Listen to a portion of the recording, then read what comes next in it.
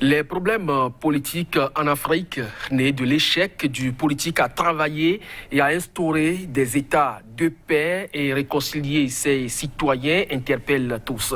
Dans cette situation où les positions se cristallisent souvent, les yeux sont de plus en plus tournés vers l'Église aussi, avec les processus électoraux en cours ou à venir, émaillés de tensions et de violences dans certains pays. Le débat sur l'engagement sociopolitique de l'Église d'Afrique est-il fortement relancé? Bon nombre d'Africains restent convaincus de la nécessité pour l'Église d'avoir un engagement sociopolitique ferme face aux dérives et également diverses crises. Mais des questions se posent quant au rôle qu'elle doit jouer dans le domaine de la politique et également la limite à ne pas franchir dans son engagement. Théologie et politique, l'Église dans un excès de prérogatives en Afrique, c'est le thème central de cette émission. Et pour en parler, je reçois pour vous Raymond Asogba. Il est socio-anthropologue, maître de conférence des universités du CAMES. Docteur, merci d'être là. Bonsoir et je salue tous les téléspectateurs, toutes les téléspectatrices. C'est un plaisir pour moi d'être sur le plateau avec vous. Alors, en face de vous, c'est le prophète Olania Justin, et il est donc de l'Église universelle pour la restauration de la vision divine. Merci, prophète, d'être sur ce plateau. Bonsoir, monsieur le journaliste. Merci pour tous les téléspectateurs qui nous suivent en ce moment même. Alors, docteur Raymond Asogba, alors que le pape Jean-Paul II avait interdit toute activité politique de l'Église, sauf en Pologne, Benoît XVI a précisé sans équivoque que la parole des évêques était attendue face donc aux problèmes politiques touchant les processus électoraux, les injustices et les droits humains. Alors, est-ce que vous pensez que, à l'origine et aujourd'hui, face donc à l'agissement de l'Église, nous sommes toujours dans la dynamique qui doit être celle de l'Église dans les pays? Oui, merci beaucoup pour cette interrogation. Il faut dire que très tôt dans l'histoire des États africains, l'Église a joué un rôle. Et ce rôle-là même remonte à la colonisation, puisqu'elle fut le bras idéologique de la colonisation pour nier les valeurs des sociétés colonisées. Et donc, elle a été associée du point de vue de l'éducation à la gestation d'un nouveau type d'Africain qui soit véritablement inféodé aux valeurs de la colonisation et contre les sociétés existantes. À l'indépendance, en 1960, souvenez-vous qu'à Kwiti, c'est un substitut du père Opierre qui a siégé à l'Assemblée nationale. Et donc, l'Église a chapeauté les premiers chefs d'État africains. Et donc, l'Église, d'une certaine manière, se prévaut d'influencer, de former les cadres pour les États nouveaux, mais en même temps que l'Église se défend d'agir sur le plan politique et même défend à ses ouailles devenus politiciens d'agir comme religieux dans le champ politique. D'une certaine manière, elle est omniprésente dans la vie politique. Vous prenez 1990, c'est un homme d'église qui a dirigé la conférence des forces vives de la nation. Et si vous prenez même Jean-Paul II, quand il a pris le pouvoir dans ces années 70, quand il est devenu prélat, il est devenu pape, son premier travail, c'est d'utiliser le pouvoir spirituel pour libérer son pays qui était sous l'emprise du communisme. Vous voyez un peu. Il en a subi aussi les coups, le contre-coup. L'assassinat manqué par celui qui a été envoyé. Donc il faut dire que dans le monde entier, l'Église joue en eau trouble. L'Église joue en eau trouble, mais cela est lié à sa nature institutionnelle. On va revenir donc à cet aspect tout à l'heure.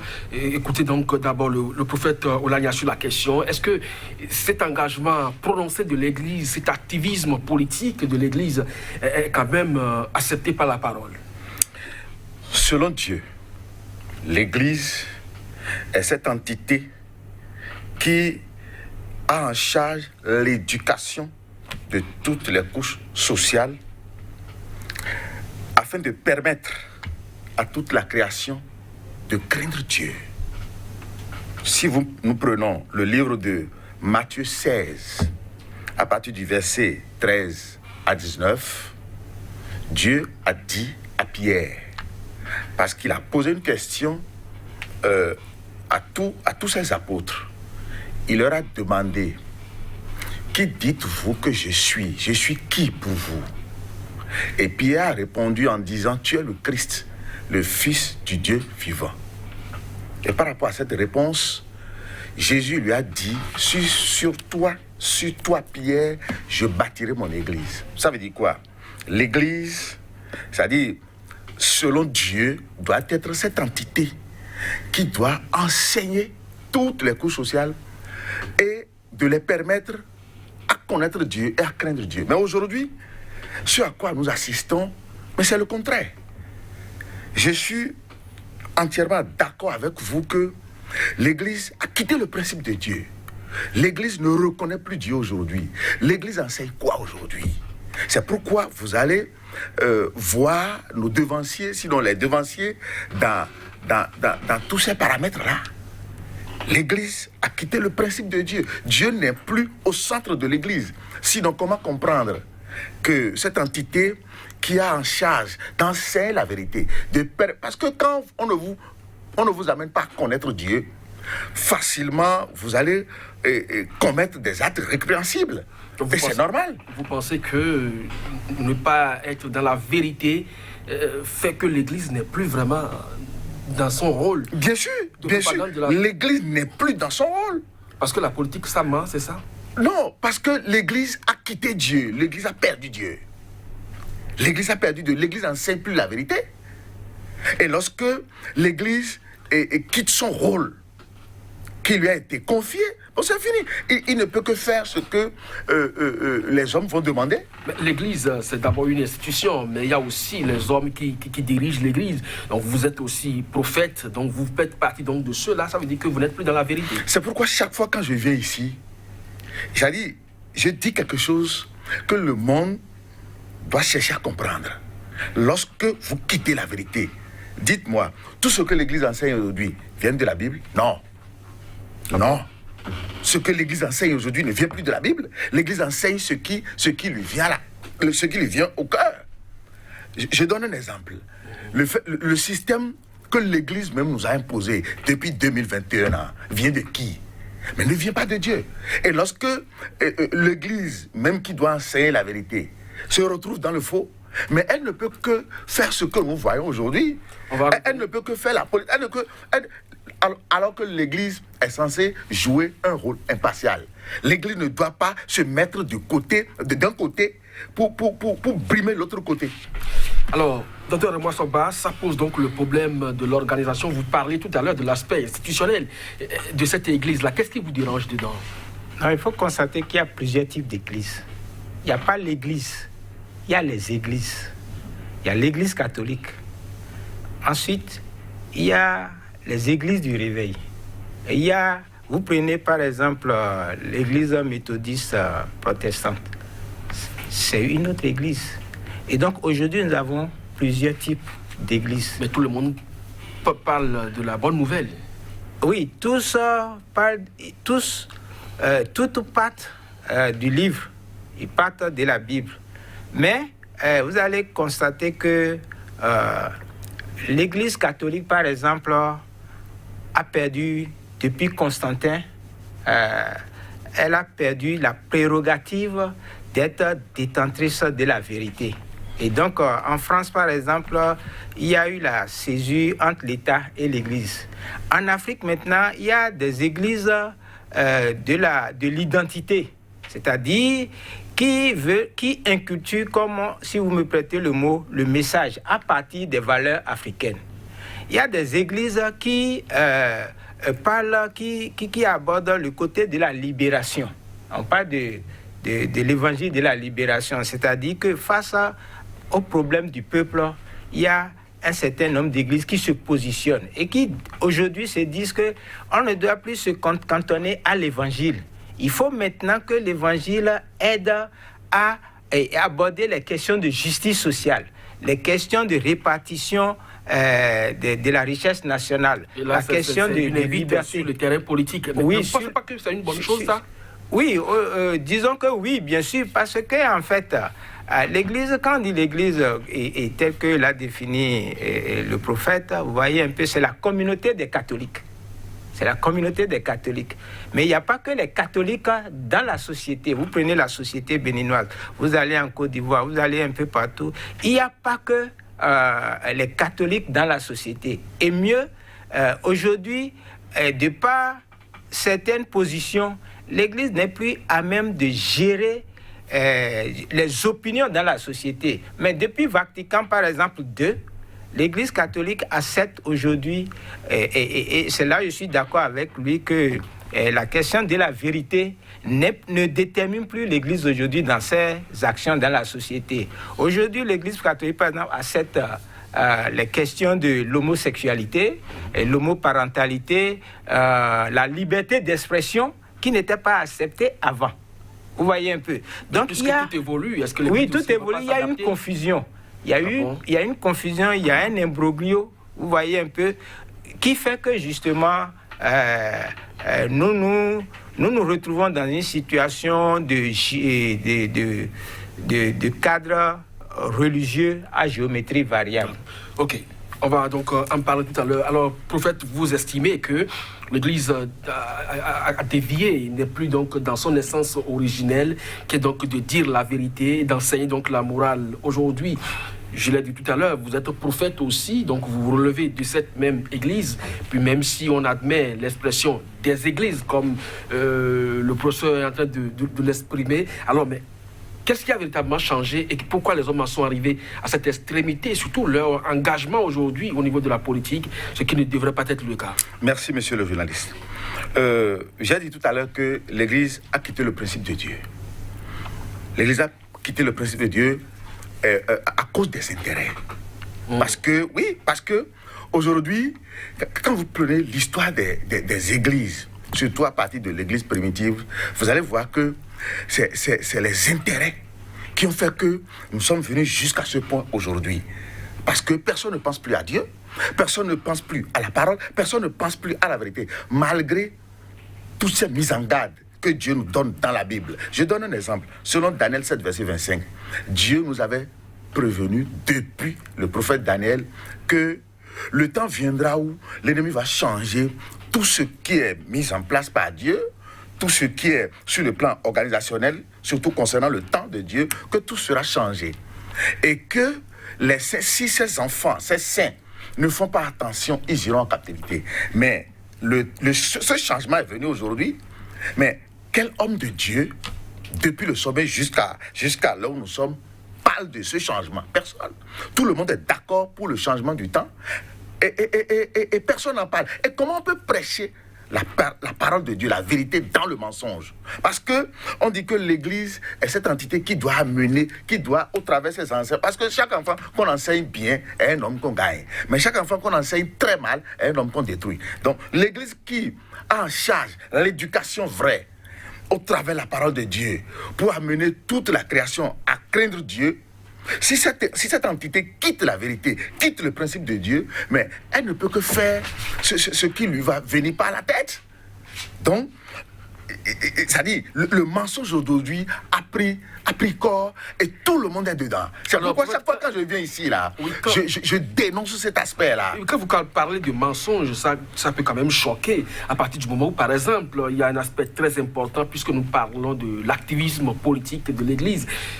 Il y a un aspect que le docteur Raymond Assoba a souligné, l'Église qui défend aujourd'hui l'injustice, les valeurs, parce que vous savez, la jeunesse en Afrique, elle est quand même cette fer de lance, et ils sont aujourd'hui quand même plus de la moitié de la population, et ils sont au chômage, et l'Église se met quand même à leur côté pour demander aux dirigeants, aux décideurs, de pouvoir donc être beaucoup plus regardants de ce côté-là. Est-ce que vous pensez que c'est du mensonge, même si ce n'est pas dans la parole de Dieu?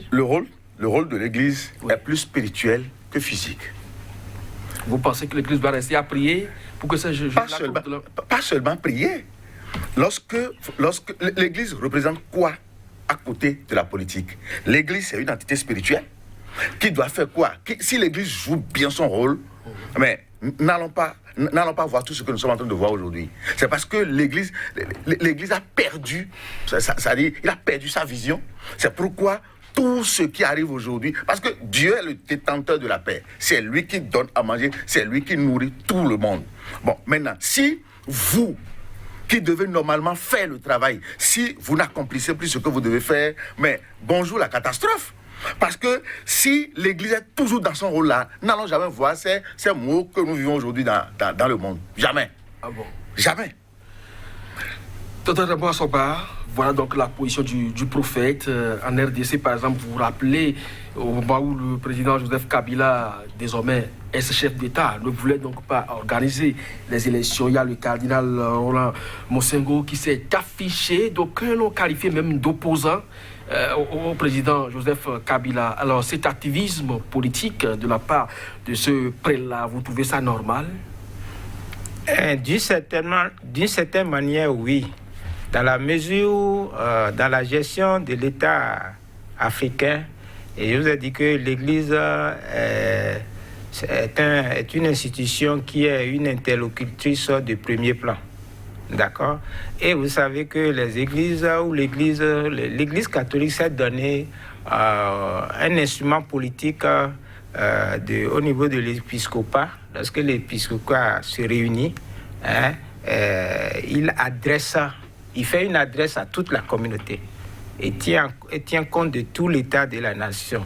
Et un peu comme le président fait son discours à la fin de l'année. Donc, le pouvoir politique a un pendant qui est le pouvoir religieux. Et puis aussi, vous savez que le pouvoir politique, l'État finance aussi et donne des subventions à certaines œuvres de l'Église. Et ensuite, la communauté catholique constitue, si vous voulez, un poids électoral. Vous voyez, et dans l'expression du suffrage, lorsqu'il y a les élections. Donc, l'un dans l'autre, il faut considérer que l'Église se sent comptable de la paix, de la situation de stabilité. Et quand les institutions ne fonctionnent pas, et d'une certaine manière, l'Église s'en ressent. Lorsqu'il y a une baisse du pouvoir d'achat de tous les citoyens, il y a les catholiques qui constituent une communauté, leur pouvoir d'achat, la fluctuation agit sur les activités de l'Église parce que les activités de l'Église sont financées par les fidèles. Donc l'un dans l'autre, vous découvrez qu'il y a cette relation de co-comptabilité. Mais dans cette relation, à la limite incestueuse, où l'État doit financer l'Église, il y a forcément que l'Église va prendre parti à des moments donnés. Oui, et l'État en fait, donne certaines subventions, oui, pas finance.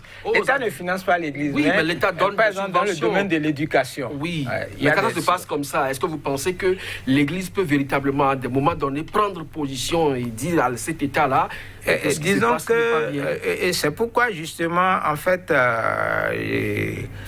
Kamanan, par exemple, considère qu'actuellement, il y a une problématique de reconstruction au niveau des activités des églises, mais aussi de tous les États. Parce qu'il y a véritablement une confusion aujourd'hui. Le monde est mis à mal, vous voyez, et le champ politique, le champ social est réparti maintenant non seulement entre les églises, l'État et les autres mouvements de réveil, mais aussi au niveau des nations.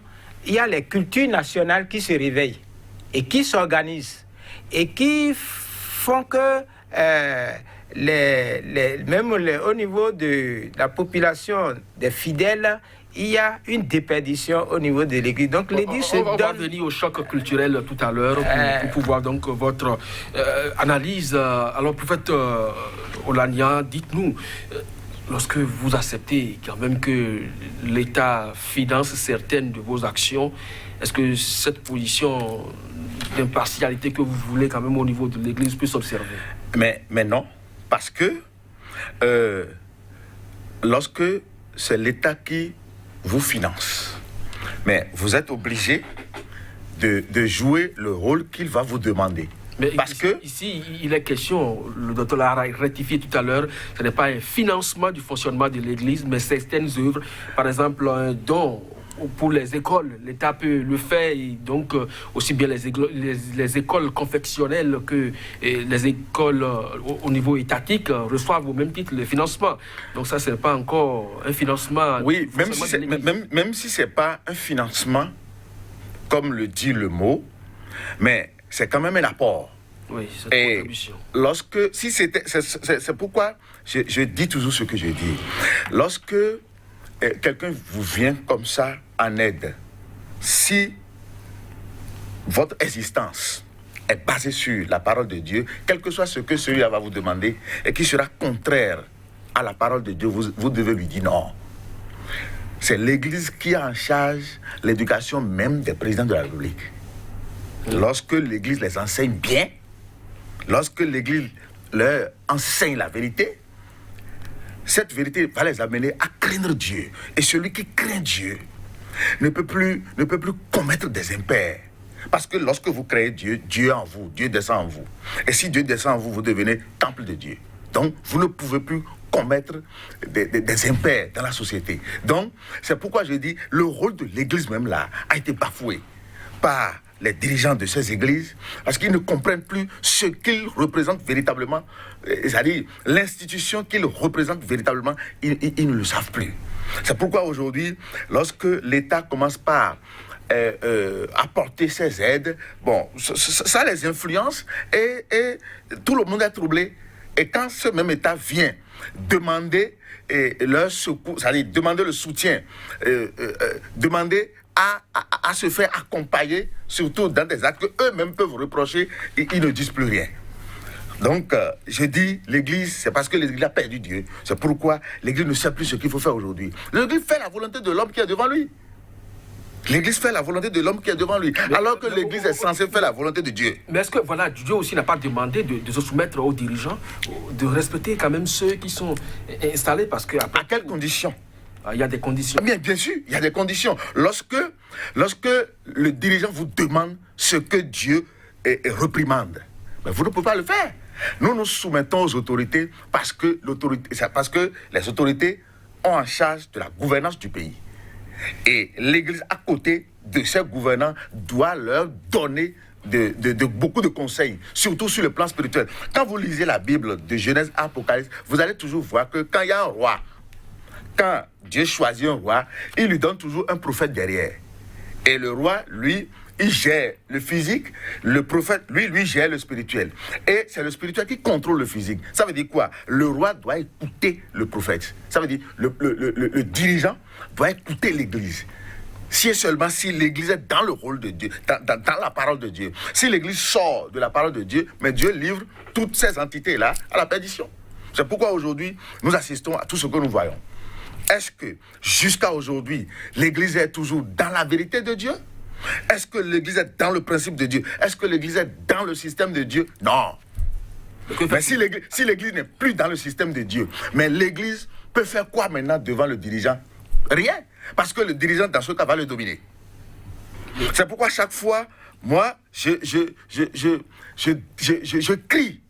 Je donne ce cri d'alarme pour dire que, attention, nous devons revenir en arrière. Parce que nous sommes en train de perdre notre valeur là, devant les dirigeants. Alors, vous perdez votre valeur et la société se cherche aussi. Docteur Mouassouba parle de perdition des fidèles parce qu'à la fois, il y a ce choc culturel. Est-ce qu'il faut rester vraiment dans la parole de Dieu, qu'est la vérité, ou suivre ce que les ancêtres avaient toujours adoré, donc cette tradition qui aujourd'hui est en train de se révéler davantage? Docteur Souba, vous en étiez là en tant qu'enseignant au plan scientifique. C'est quoi l'analyse que vous proposez? Oui, disons que ce que dit le prophète, c'est juste, c'est le côté de la réflexion théologique.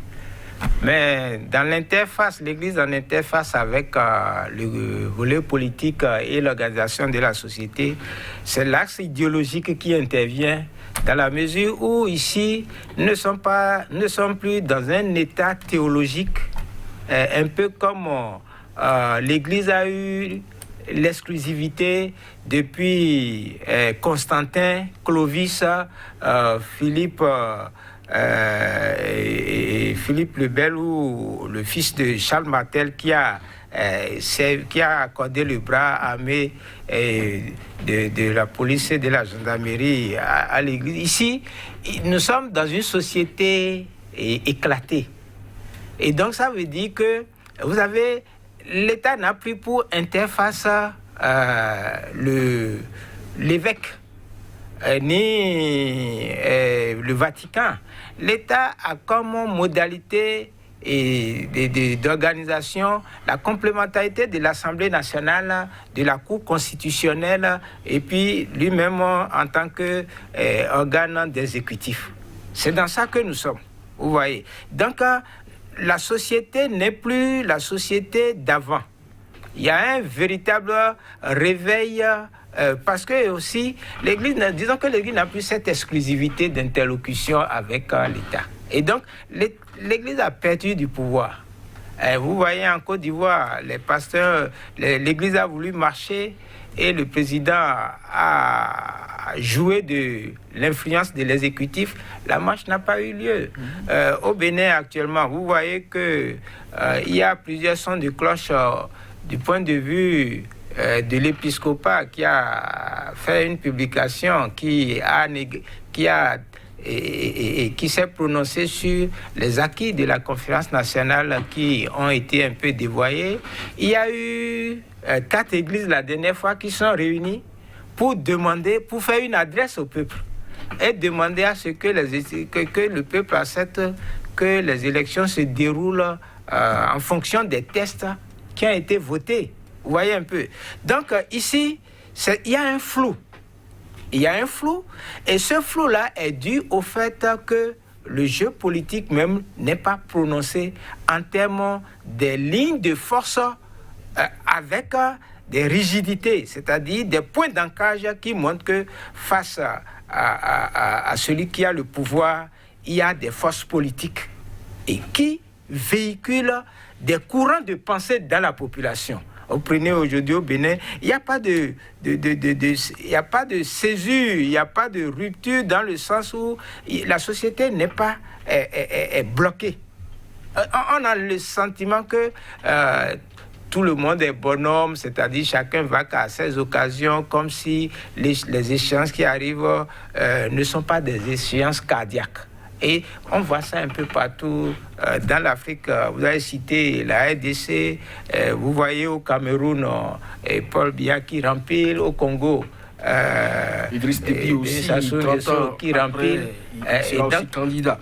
Alors, tout ça, ça profite à qui finalement? Et l'Église qui, en réalité, joue donc à ces lézards-là, donc à la fois avec le peuple et en même temps avec le pouvoir. On ne sait pas véritablement sa position, mais il y a quand même eu des États qui ont senti cette Église tout aussi présente. Vous prenez par exemple le Kenya, ils étaient influents. Vous prenez aussi l'Afrique du Sud, on connaît l'implication de l'Église dans la période d'apartheid. Aujourd'hui, qu'est-ce qui a pu se passer, prophète, même si vous incriminez les dirigeants, en tout cas vos devanciers, qu'est-ce que vous faites aujourd'hui pour que les donnes changent? Parce que vous criez toujours pour que l'on revienne en arrière pour vous citer, mais est-ce que vos compères vous écoutent? Merci, monsieur le journaliste. Tu as posé la question tout à l'heure que tout ceci a profité à qui? Mais ça a profité à la politique. Ça donne profit à la politique. Parce que le cri que nous donnons, il y a bon nombre qui m'écoutent aujourd'hui. Il y a beaucoup qui reviennent encore en arrière aujourd'hui parce que la réussite de l'homme sur cette terre ne dépend pas de lui-même, ne vient pas de lui-même. Parce que l'homme a été créé par quelqu'un, par Dieu. Donc l'homme doit revenir en arrière. Il doit revenir sur le principe de son créateur. Lorsqu'il balaie du revers de la main tout ce que Dieu a prévu pour son bonheur et va s'attacher à autre chose qui ne vient pas du programme de Dieu, il sera toujours errant. Il sera toujours comme ce que nous sommes en train de voir. Donc, le cri que moi je donne aujourd'hui, c'est de revenir en arrière sur le principe de Dieu. Et lorsque nous allons marquer encore un nouveau départ, surtout en nous appuyant sur les principes de Dieu, vous allez voir que les devanciers, c'est-à-dire les dirigeants de nos nations vont chercher à écouter maintenant les hommes de Dieu. Le docteur a dit tout à l'heure que l'Église a perdu, c'est-à-dire son pouvoir sur la société. C'est normal, l'Église a perdu. Et pourquoi il a perdu? Parce que l'Église a quitté le cadre de Dieu. Lorsque l'Église quitte le cadre de Dieu, c'est normal qu'il perde le pouvoir là. Donc, ce que nous devons faire vous pensez aujourd'hui... que même dans une société évolutive, l'Église peut rester dynamique depuis les temps immémoriaux à ce jour? Mais bien sûr, si et seulement si elle prenne appui toujours sur Dieu. Si Dieu a toujours son appui, parce que personne ne peut plus poser un autre fondement à part ce qui a été posé, qui est la parole de Dieu, qui est Dieu lui-même. Parce que c'est la parole de Dieu qui a créé tout. Nous ne sommes pas venus ici... Vous savez que la Bible que vous utilisez, et surtout celle qui est devant vous par exemple, est en train d'être réactualisée actuellement. Mais voilà s'adapter à la réalité. Mais voilà ce que je dis. Est-ce que Non, mais soyons quand même réalistes, prophète Oulania. Est-ce que vous ne pensez pas qu'aujourd'hui la parole de Dieu doit s'adapter à la nouvelle société? Est-ce que c'est la parole de Dieu? Est-ce que c'est la nouvelle société qui a créé la parole de Dieu? Ou bien la parole de Dieu qui a créé tout ce qui nous entoure aujourd'hui? Comment ce qui est à la base de tout, vous vous levez un jour et vous dites que vous allez la réactualiser? Mais ça là, c'est mal pensé. Ça ne peut pas se faire. Dieu est dans sa parole et c'est la parole créatrice. C'est cette parole qui a créé tout. C'est tout comme si la terre aujourd'hui se lève pour dire qu'elle va réactualiser la parole qu'il a créée. Mais c'est impossible. Parce que la parole demeure toujours égale à la parole. On ne peut pas... C'est pas faisable en fait. Donc, quand des choses comme ça viennent, ça veut dire que nous devons faire attention. Parce que c'est parce que... Quand est-ce que Dieu a dit que lui-même, il va laisser l'opportunité à l'homme de le réactualiser? Dieu est dans sa parole. Dieu est dans sa parole. Dieu ne peut pas permettre à celui qui l'a créé de le réactualiser. Et on dit que la parole, la Bible est vieille, et puis on va la réactualiser. C'est impensable. L'humain ne peut pas penser comme ça. Lorsque vous venez à cette dimension-là avec Dieu, mais il détruit. Il détruit, il vous confond. Et c'est de cette confusion-là que le docteur parle. Mais le monde est confus aujourd'hui. La confusion est un peu partout. Pourquoi? Parce que ce que nous devons prendre pour repère, nous l'avons oublié, nous l'avons quitté, et nous cherchons à faire ce que nous voulons. C'est pas possible. Docteur Raymond Sogba, le politique cherche toujours les opportunités pour davantage s'enraciner, même si vous l'appelez cette gouvernance-la dictature ou autre expression qui y convient. Sur le continent africain, on note de plus en plus des joutes électorales, mais ensanglantées. L'Église doit quand même être l'interface qu'elle n'est plus aujourd'hui. Est-ce que vous pensez qu'il y a un lendemain pour tout ça? Disons que l'Église n'a pas pour, prérogative de gérer la liberté. Parce que l'Église, c'est surtout le dogmatisme. C'est-à-dire que la culture au sein de l'Église, mais en dehors, non. Et c'est ça qui est la problématique d'aujourd'hui. La culture des populations est en train d'émerger. Et donc, face à cela, l'Église n'y peut rien. Il y a des fidèles qui quittent les églises, qui créent leur église. Ouais, c'est pourquoi j'ai dit qu'aujourd'hui, on ne peut plus parler de l'église, mais il faut dire la pluralité des églises. D'ailleurs, il y en a beaucoup. Il y a la conférence des églises de toute l'Afrique, CETA. Et il y a aussi l'Association pour la coopération des églises, l'environnement et le développement de l'Afrique centrale. Vous voyez un peu. Donc, il y a tout ce mouvement-là, à côté des églises du réveil et autres, tout ça fait que justement, l'Église n'a pas pour exclusivité de gérer la liberté. Donc cette liberté lui échappe. Et lui échappant, je pense qu'aujourd'hui, vous allez retrouver l'Église dans des activités beaucoup plus économiques. Vous allez au niveau des paroisses, vous découvrez que il y a beaucoup de boutiques qui sont créées, il y a beaucoup d'activités économiques qui se mènent, parce que aussi l'Église maintenant s'est dit, bon, peut-être au niveau des œuvres, il faut soulager la misère des populations. Vous voyez, donc il y a un déplacement des rôles de l'Église aujourd'hui. Et donc, disons que l'aspect de contrebalancer le politique vraiment devient subsidiaire, c'est-à-dire toute proportion gardée, on agit comme on le faisait avant.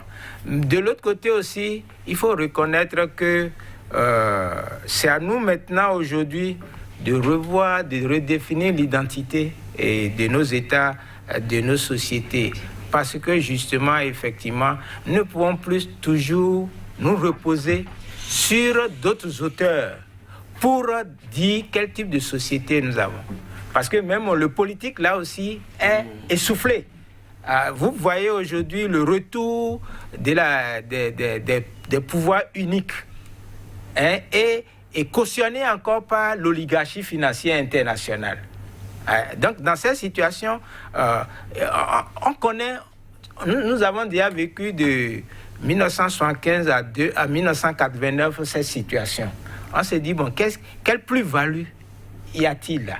Alors, dans cette situation, ça veut dire que même, vous savez, quand on dit l'Église là, oui. Hein, en fait, la situation des Juifs au temps de Pierre, l'Église primitive, l'Église de Paul, c'est-à-dire les non-juifs et les juifs là, c'est en fait le cercle de famille, ce qu'on appelle la famille là. Vous voyez, les juifs, c'est leur manière de s'organiser. Et ils s'organisent en église.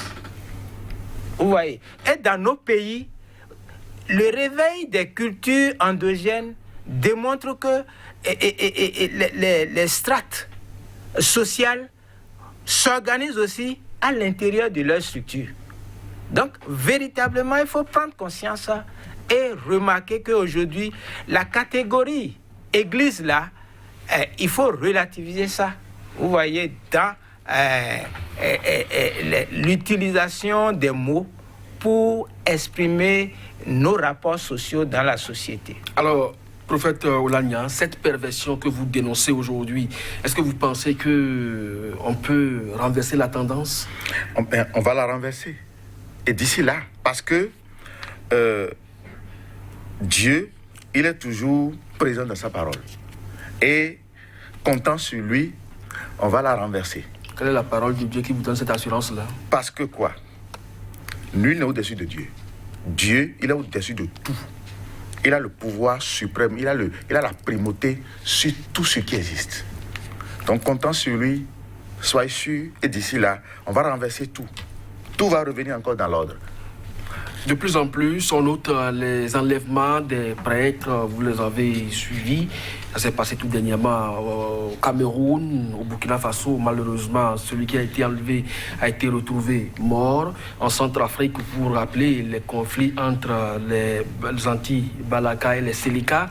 Donc, un truc religieux, mais qui a des relents politiques également. Quand ça se passe comme ça, est-ce que vous pensez que l'Église a toujours les coups de franche pour intervenir et, comme vous le dites là, jouer vraiment son rôle de neutralité? Bon, vous voyez ce que vous venez de dire. Parce que les religions ont besoin quand même d'être protégées, c'est une question de sécurité. Et la protection des religions doit venir d'où? De qui? Mais de Dieu. Quand vous rappelez le génocide rwandais où on est rentré dans les églises pour assassiner quand même des hommes de Dieu. Qui doit protéger l'homme de Dieu? On dit homme de Dieu, on n'a pas dit homme de homme. L'homme de Dieu est protégé par Dieu. Et l'homme de Dieu enseigne la parole de Dieu aux fidèles, qui, à leur tour aussi, vont bénéficier de la protection de Dieu. C'est Dieu qui protège son oint, celui qu'il a envoyé. Si je me dis homme de Dieu et que je ne bénéficie plus de cette protection-là, alors là, je dois me poser des questions. 1001 questions. Est-ce que... Parce que ce n'est pas un individu qui doit protéger l'homme de Dieu. L'homme de Dieu, quelle que soit l'attaque qui doit venir, est toujours protégé à 100%. Si véritablement, il est toujours homme de Dieu, gardé dans la parole de Dieu. Dieu n'abandonne pas ses oints, en fait. Quand vous prenez l'histoire de Moïse, l'histoire de tous ces patriarches-là qui nous ont précédés, vous allez voir qu'ils sont toujours protégés par Dieu à 100%. Les Jacob et consorts, ils sont toujours protégés. Jésus, en partant, nous a laissé quoi? Il nous a laissé la paix. Dans Jean 14, verset 27, il dit, je vous laisse la paix, je vous donne ma paix. Je ne donne pas comme le monde donne, que votre cœur ne se trouble point, ne s'alarme point. Autrement dit, lorsque vous êtes avec Dieu, il vous donne cette paix.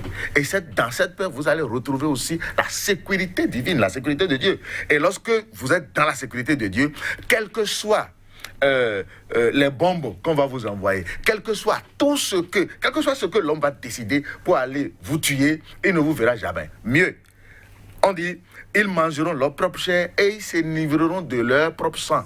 Donc quand on dit que l'homme de Dieu a été tué, il a été enlevé, mais c'est aberrant. Ça cause quoi en tant que fidèle, j'entends que mon maître a été enlevé par les djihadistes, par exemple. Mon maître a été assassiné. Mais ça me donne quoi? Mais la foi quitte. La foi n'est plus là. Normalement, le fidèle doit prendre appui sur qui? Sur son maître. Lorsque Jésus était sur cette terre, mais les apôtres prennent appui sur qui? Sur lui. Même au moment où les pharisiens avaient posé la question à Jésus, pourquoi tes disciples ne jeûnent pas alors que dans la loi, il a été demandé de jeûner? Il dit, l'époux est encore là. Donc, l'homme de Dieu doit bénéficier, c'est lui-même d'ailleurs qui doit bénéficier de la sécurité de Dieu, et c'est lui qui va, dans sa prière, donner la sécurité de Dieu sur toute la nation. Parce que quand l'homme de Dieu prie, Dieu doit l'écouter. Dieu doit l'écouter. Quand on dit que y a homme de Dieu ici, et c'est parce que j'ai dit toujours que nos dirigeants, c'est-à-dire nos aînés, ont quitté le principe. Sinon, l'homme de Dieu ne peut pas parler, et Dieu va dire non. Apocalypse 8, à partir de verset 1 à 5, a dit quoi? L'ange descend pour recueillir la prière des saints, la prière des hommes de Dieu, la prière des enfants de Dieu. Il a parlé, il a dit à Abraham, si je trouve une seule personne à la brèche, je vais sauver le pays. Si je trouve une seule personne dans ma parole, je vais sauver le pays. Dieu est miséricordieux. Mais le monde entier a quitté Dieu. Le système de janvier à décembre, ce système qui ne vient pas de Dieu. Maintenant, pourquoi ça nous a été imposé? Et depuis 2021 jusqu'à aujourd'hui, personne n'en parle. Tous les soi-disant hommes de Dieu, ils travaillent, ils font tout ce qu'ils veulent, et puis bon, c'est comme ça. Personne ne cherche plus à écouter Dieu, à marcher comme Dieu, mais chacun se lève et il fait ce qu'il veut. Quand c'est comme ça, vous perdez la sécurité, vous perdez tous ces avantages-là provenant de Dieu. Quelle que soit l'intelligence humaine, la sagesse humaine, là, ça ne peut jamais donner solution aux problèmes de l'homme. Ce que l'homme va penser ne peut jamais donner solution à ces problèmes. L'homme doit revenir vers Dieu. Parce que l'homme a été créé à l'image et à la ressemblance de Dieu.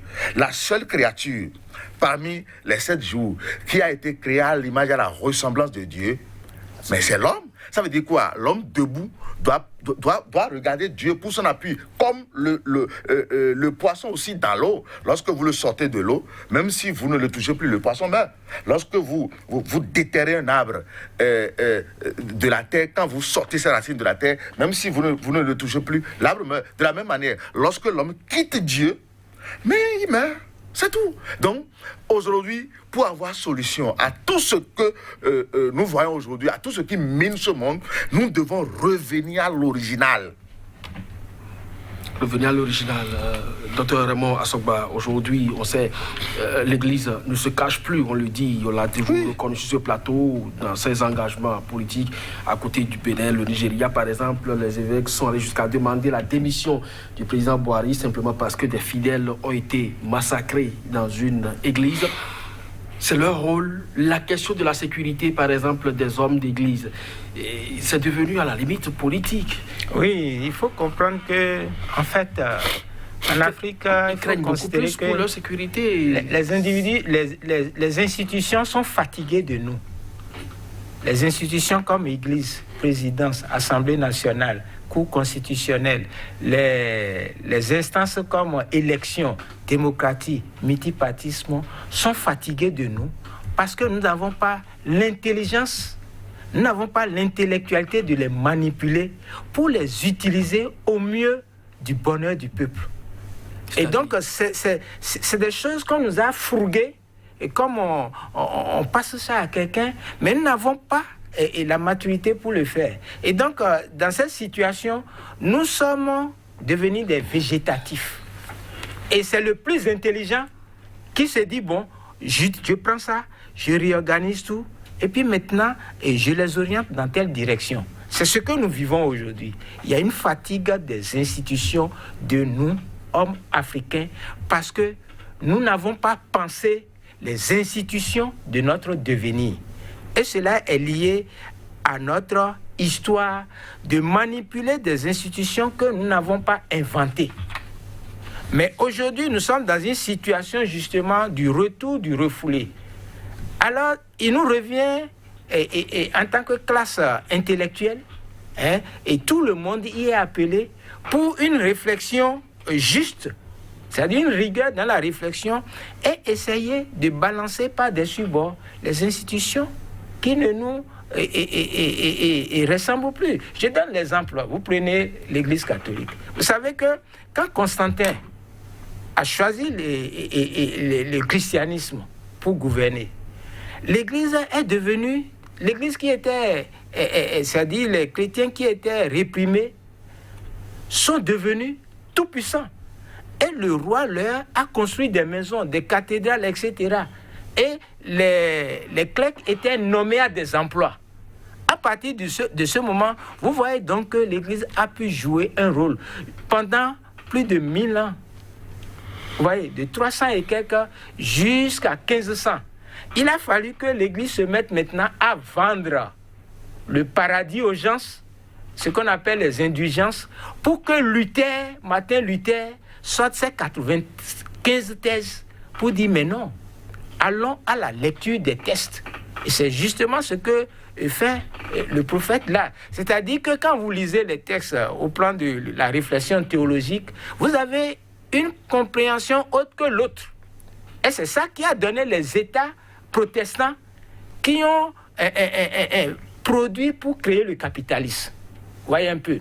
Et les Français maintenant vont comprendre cela et sortir. C'est ce que Kant a montré. Le christianisme est une religion de la sortie de la religion. Ils ont pris dans le christianisme des éléments pour créer l'élection, la constitution, pour créer l'État, le Parlement. Et parce que aussi l'État, il faut dire que le catholicisme a été créatif. Toutes les institutions que nous utilisons aujourd'hui ont été créées par l'Église catholique. Ça, il faut le reconnaître. Les avancées au niveau de l'égalité, au niveau de la personne, c'est l'Église qui a le tribunal. C'est l'Église qui a mis tout ça en œuvre, vous voyez un peu. Maintenant, les Français ont eu l'ingéniosité au siècle des Lumières d'en tirer la substance pour maintenant assumer la liberté individuelle, le droit à la conscience et le droit à, c'est-à-dire ce qu'on a appelé le sujet moderne. Ils ont créé la modernité. Et en créant la modernité, vous voyez un peu, ils ont créé le système démocratique. Et c'est ça qui va donner, c'est ça qui va essaimer en Amérique un peu partout. Mais nous en avons bénéficié, comme je vous l'ai dit, on nous a fourgué ça. Donc, nous n'en avons pas l'intelligence. Vous voyez. Donc aujourd'hui, disons que nous sommes dans un échec institutionnel qui se dit. Et donc, il faut que nous nous remettions ensemble. Oui, au niveau des cadres, vous l'avez toujours oui, il faut quand même que les cadres se retrouvent au niveau donc des tables de réflexion afin de produire vraiment le modèle qui convient. Voilà, qu'il faut pour nous. Est-ce qu'on va créer aussi un modèle théologique pour l'Afrique? Non, pas du tout, parce que vous voyez, la question de Dieu, c'est ce que je dis, c'est une question dogmatique. Et ce qui fait que justement, c'est une question dogmatique qui pose la problématique de l'exercice de la liberté. Mais à l'analyse, est-ce que vous ne pensez pas que la période dogmatique profitait mieux à l'Africain? Non, pas du tout. Pas du tout, parce que justement, vous voyez, au moment où le christianisme, l'Église catholique faisait ces choses et puis organisait l'Europe, d'accord, et puis jouait avec la colonisation, nous en Afrique, nous avions déjà une culture. Vous voyez. Donc ça veut dire que la situation qui prévaut aujourd'hui, c'est en fait la théologie contre la culture africaine. Alors, on va revenir donc à cette analyse tout à l'heure. Oui, vous allez mais donc proposer votre réflexion. Prophète Olania, est-ce que vous pensez aujourd'hui que il est important pour l'Africain, parce que la parole de Dieu, elle est universelle, mais face aux réalités qui sont les nôtres, parce que quand on parle d'élections, par exemple, en Occident, on vote le matin, peut-être le soir, déjà, vous avez les résultats et personne ne conteste cela dans la rue avec des armes. Bon, l'exception faite tout dernièrement de Donald Trump aux États-Unis. Mais l'Afrique, la plupart du temps, il n'y a pas d'élection sans contestation. Est-ce que vous pensez que la parole de Dieu va finir par s'adapter à l'Africain, ou l'Africain va finir par s'adapter à la parole de Dieu? Quand on dit Africain, c'est quoi? Vous êtes d'accord avec moi que l'Afrique est le berceau de l'humanité? Oui, c'est ce que les historiens ont écrit. N'est-ce pas? Et jusqu'à aujourd'hui, personne n'a contesté. Bon, Dieu a dit qu'il a créé l'homme à son image et à sa ressemblance. Autrement dit, la vie humaine est née en Afrique. Quand je prends la culture de l'Africain, c'est-à-dire nos parents, s'il vous plaît, vous allez m'accorder un peu de temps. Ce que nos parents faisaient avant, ce que nous sommes venus voir, le sacrifice sur les modes de terre de tout ce que nous voyons là, a quitté qui? Dieu. C'était la première forme d'adoration qu'on donnait à Dieu. Quand vous lisez Exode 20, à partir du verset 22, si vous voulez, je vais vous le lire. C'est Dieu même qui a demandé à Moïse de le représenter comme ça, et c'est dans cette forme d'adoration que Dieu a placé Moïse au temps de la loi. Quand vous prenez le livre de Psaume 104, verset 19, qui dit Dieu a fait la lune pour marquer les temps. Au moment où moi j'étais tout petit, mon papa et ma maman disaient quoi? Quand ils voient l'apparition de la lune, ils disaient c'est dans la Bible. Ça veut dire que eux là, sans jamais été à l'école, ils connaissaient déjà cette parole. Nous sommes d'accord? Il y a beaucoup. Bon, si Dieu reste encore à ce niveau d'adoration dans les sacrifices jusqu'à aujourd'hui, qui dans ce monde connaît ces pratiques? C'est pas les blancs, c'est les noirs. Ça veut dire que le noir connaît Dieu dans l'ancienne pratique. Mais cette pratique a été reprochée comment et pourquoi? Quand vous lisez, c'est pourquoi je dis nous devons revenir à la parole. Si on ne revient pas à la parole, on ne peut pas. On ne peut pas. Dieu a reproché quoi au noir? Il a reproché quoi à cette forme d'adoration?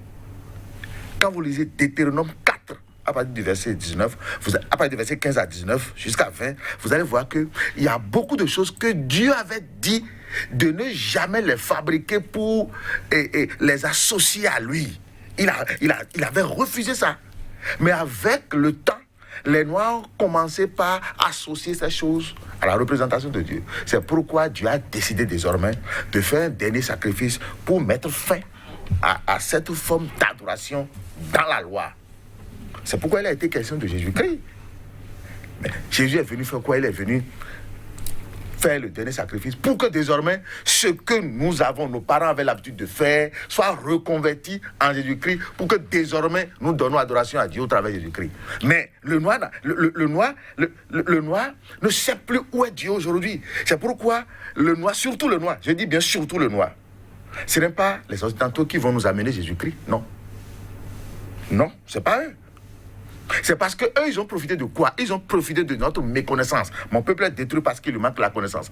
Ils ont profité de notre abandon de la chose sainte et ils nous ont amené ce qu'ils ont voulu. Parce qu'en fait, ils ne nous ont pas amené le vrai Jésus-Christ. Parce que le vrai Jésus-Christ n'est jamais adoré dans le système de janvier à décembre.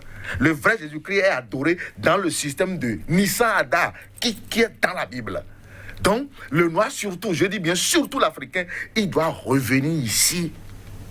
Il doit prendre appui sur la parole de Dieu. Et vous allez voir, lorsque l'Afrique va revenir sur ce que je suis en train de dire là, je ne vois pas cette nation qui va le défier. Il n'y en a pas. Docteur Mouassogba, vous évoquiez tout à l'heure ce réveil spirituel africain, surtout basé sur un peu c'est l'ébauche aussi du prophète, même si vous ne dites pas les mêmes choses forcément. Cette tradition africaine, vous pensez qu'aujourd'hui l'Église peut se baser sur ça, surtout l'Église d'Afrique peut se baser sur cette tradition-là pour renverser la tendance?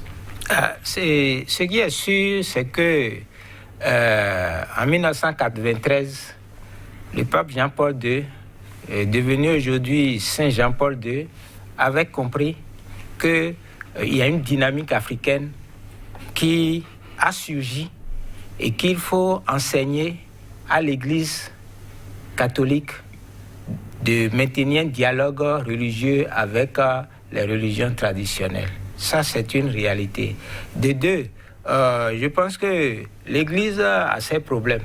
Mais ce que nous notons, et c'est justement cela, c'est la pluralité des églises, et qui sont conscientes qu'aujourd'hui, l'évangile, les œuvres ne peuvent plus se faire sans tenir compte des droits de l'homme, de l'équité au niveau des élections, de la répartition des richesses et autres. Et donc, d'une certaine manière, nous découvrons que les joamons culturels, ce que j'appelle les joamons culturels, qui constituent la dynamique de nos populations, sont exclusifs et inclusifs. C'est-à-dire qu'en même temps qu'elles manifestent des structures d'organisation et de réponse aux problèmes des populations, elles ont toujours été ouvertes, puisque ce sont ces joamons-là qui ont accueilli Jésus-Christ sur cette terre-ci.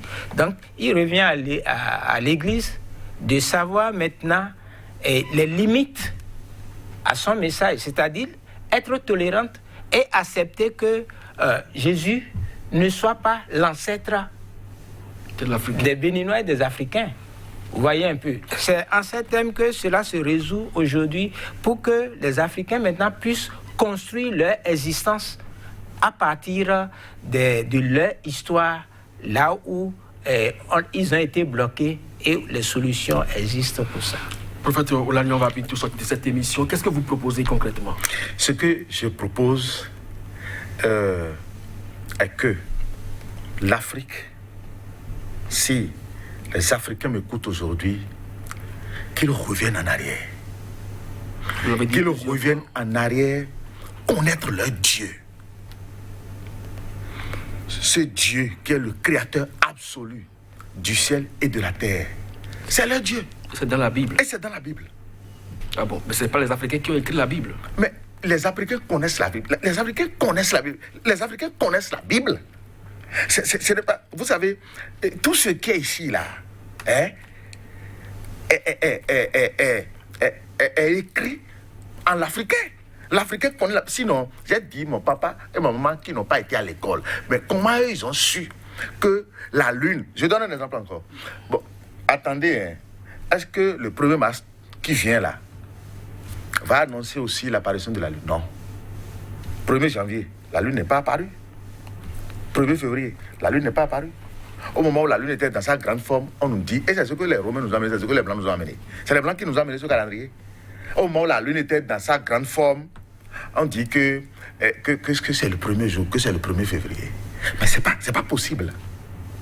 Alors que la Lune, c'est Dieu qui l'a créée, qui l'a placée dans le voûte. Mais, alors que l'Africain connaît ça. L'Africain qui n'a pas été à l'école connaît ça. Mais nous, nous à qui l'éducation de l'Occident a été imposée là. L'éducation de l'Occident nous a imposé quoi? Que nous devons accepter 1er janvier, 1er février, 1er... Tout ça qui n'existe pas. Malheureusement, cette émission est terminée. Nous allons forcément vous retrouver, prophète Olania, pour approfondir donc cette réflexion. Sans oublier aussi que Dr Moa Sogba a beaucoup d'autres choses à enseigner. Il a toujours dit la contre-acculturation. Ça s'impose à l'Africain et donc de ce point de vue, vous revenez donc bientôt sur ce plateau pour apporter beaucoup plus d'éclaircissement à cet effet. Ce sera donc tout pour cette émission consacrée donc à la théologie et la politique en Afrique. Est-ce que l'Église est dans un excès de prérogatives en Afrique? Vos points de vue ont été donc entendus. Les uns et les autres peuvent également apporter leur contribution à travers donc les commentaires. À très bientôt sur Sika.